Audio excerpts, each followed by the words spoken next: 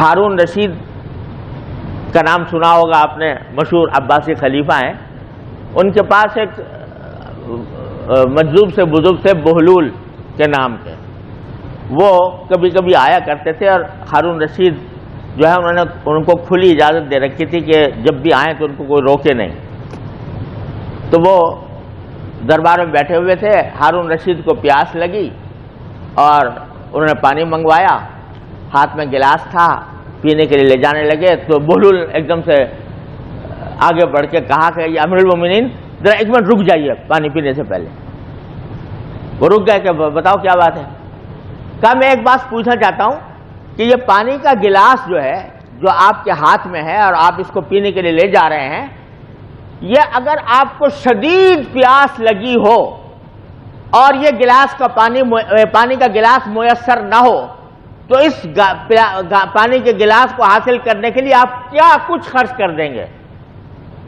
مطلب یہ کہ فرض کرو آپ صحرا میں ہیں، ریگستان میں، گرمی ہے، پیاس کی شدت ہے، پانی مانگنا چاہ رہے ہیں لیکن پانی مل نہیں رہا. کوئی آدمی آتا ہے کہتا ہے جی میں تو یہ گلاس پانی کا دوں گا نہیں جب تک کہ آپ مجھے یہ قیمت نہ دیں. تو کتنی قیمت آپ دے دیں گے اس پانی کے لیے؟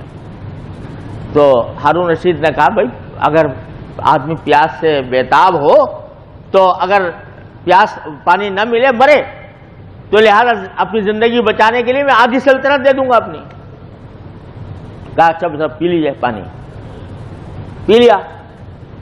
جب پی چکے تو پھر کہا امیر المومنین ایک سوال اور کرنا ہے آپ سے، وہ یہ کہ یہ پانی جو آپ نے ابھی پیا ہے یہ اگر آپ کے جسم میں رک جائے، باہر نہ نکلے، یعنی پیشاب بند ہو جائے، تو اس کو باہر نکالنے کے لیے کیا خرچ کر دیں گے آپ؟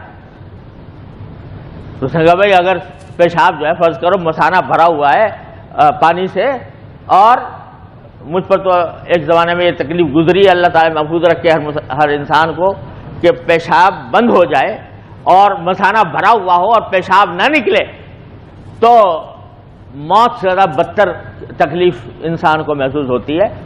تو ہارون رشید نے کہا کہ اگر نہ نکلے گا تو بھائی آدھی سلطنت اس پر خرچ کر دوں گا. تو بہلول نے کہا آپ کی پوری سلطنت جو ہے وہ ایک پانی کا گلاس پینے اور اس کو باہر نکالنے کے اندر خرچ ہو جاتی ہے، لیکن اللہ تعالیٰ نے روز آپ کو یہ نعمت دی ہوئی ہے، وہ پلاتا بھی ہے اور باہر بھی نکالتا ہے، وہ اس کا تمہاری صحت کو برقرار رکھنے کے لیے.